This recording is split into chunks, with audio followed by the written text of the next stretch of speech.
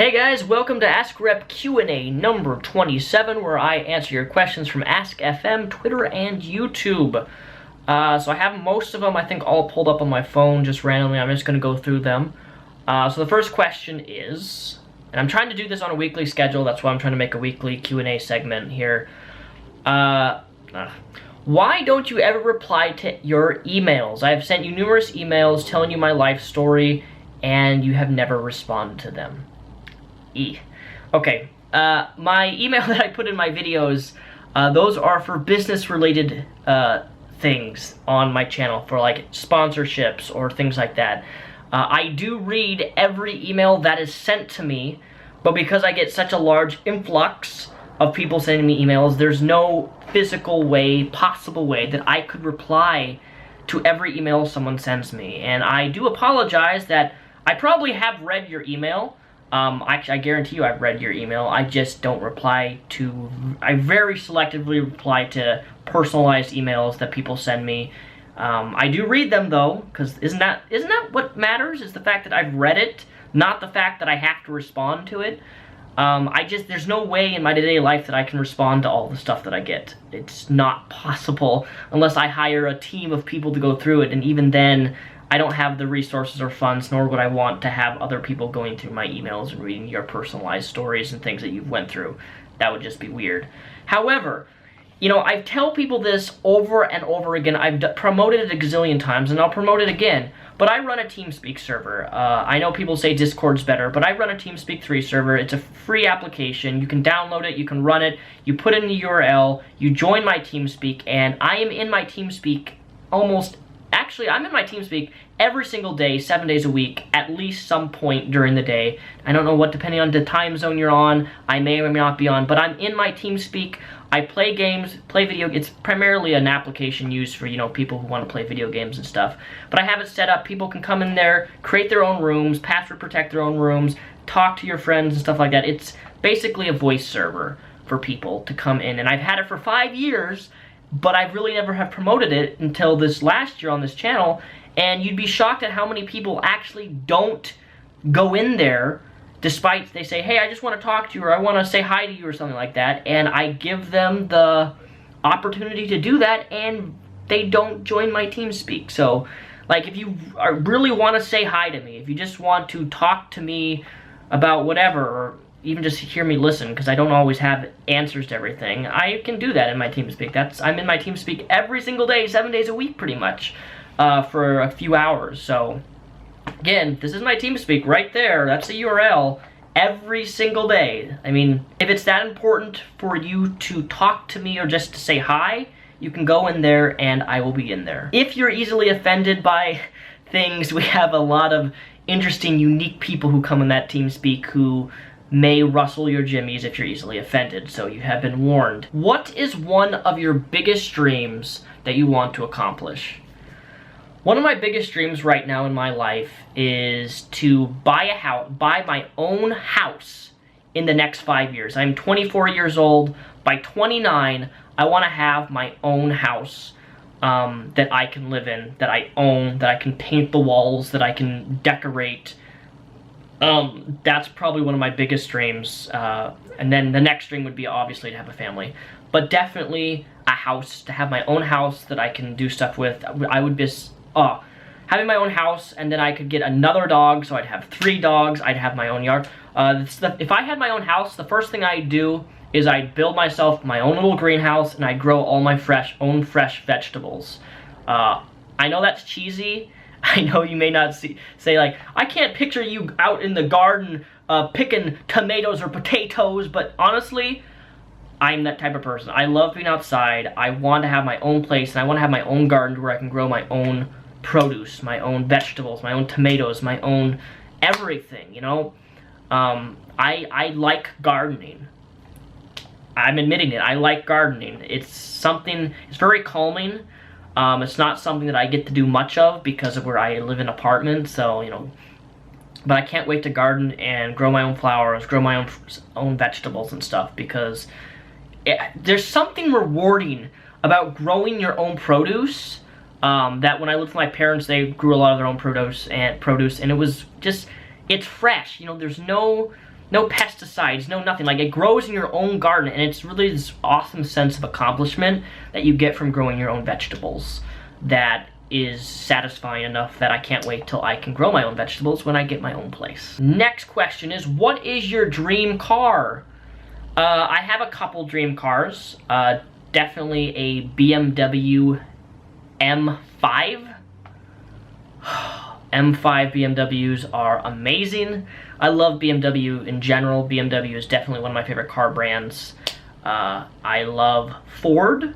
BMW and Ford would probably be my two most favorite. I would love a Ford Mustang Cobra. That would be amazing. I mean, those are expensive, but it's not like a Ferrari expensive where it's over $300,000. But honestly, I'm happy with the car that I drive now. It's a 2000 Honda 4-door.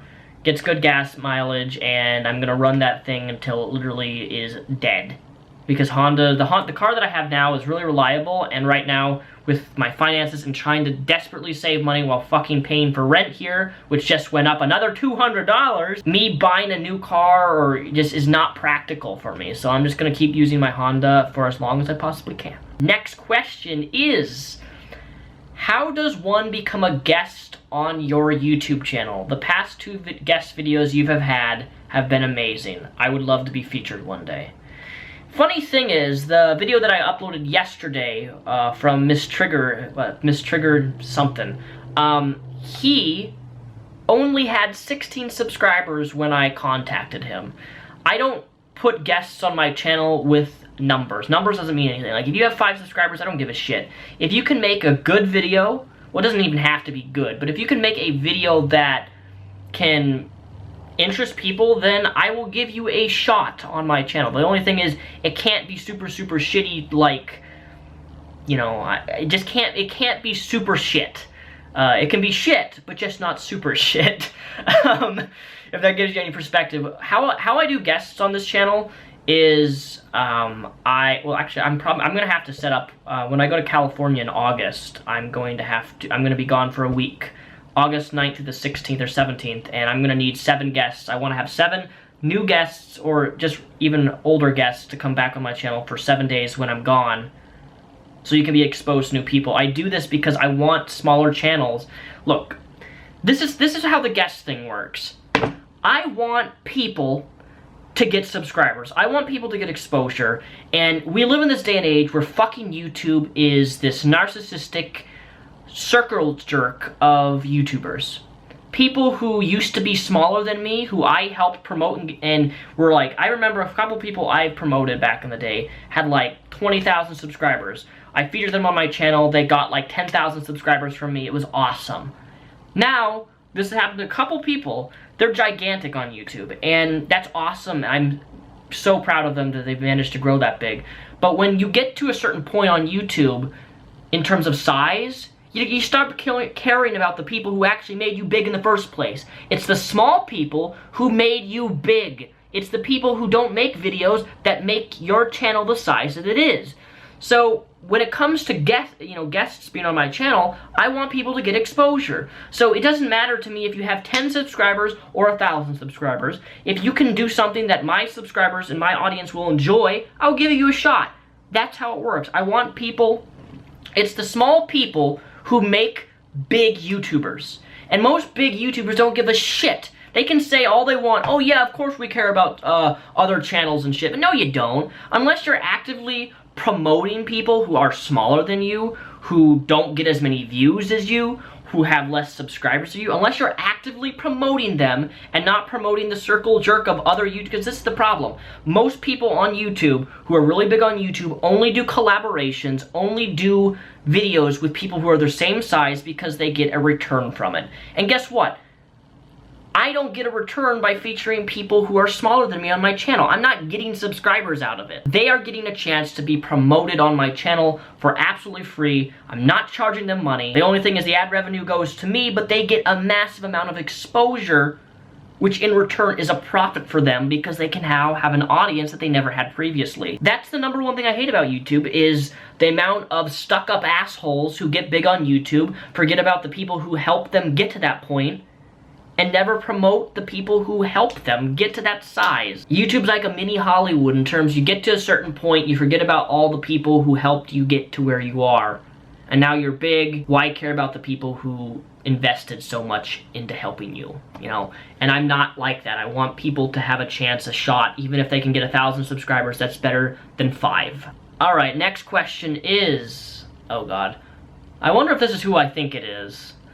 When you had anal, when you did anal, did you get poop on your dick? I'm scared to do it because of that. Okay, there's a few misconceptions of anal. I'm not gonna go into all of them.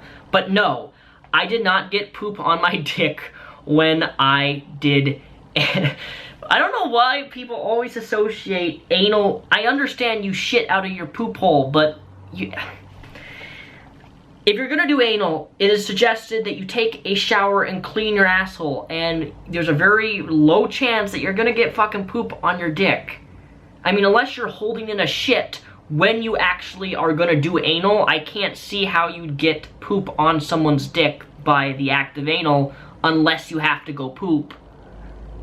Or you just don't clean yourself up down there. Like, if you're gonna do anal, do it right after they get out of the shower, after they're clean. That's how I did it. And that's how I would recommend all people to do, because it's a lot safer, it's cleaner, and it's just more practical to do it that way. I'm sure there are people who have had poop on their dick when they've done anal. But I am not one of those people who have experienced that, and hopefully never will.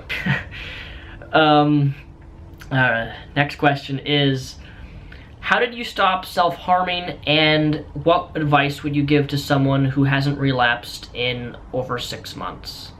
First off, I'm assuming you're asking yourself, telling me about yourself, you haven't relapsed. Good job on that self-harming for 6 months. That is awesome.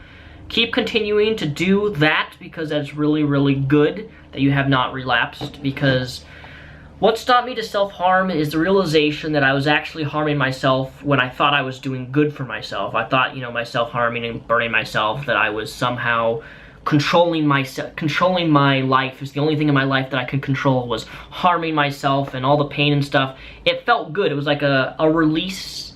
It released when I would hurt myself. But little did I know is that type of victim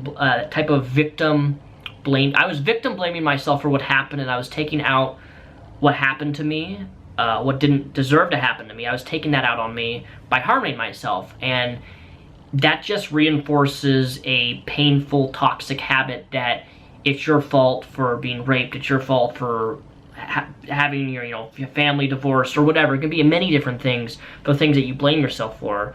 But I had to come to the realization that me, by self-harming, was reinforcing that I'm hurting myself. That's what I had to realize, that doing that just reinforced that I was worthless. I thought it was making me feel as if I was worth something, but in reality I wasn't.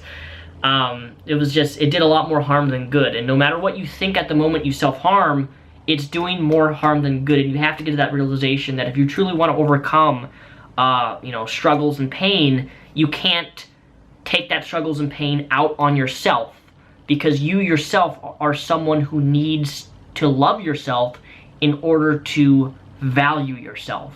If you can't learn to love yourself, you can't see yourself as valuable. And if you can't see yourself as valuable, you're gonna have a hard time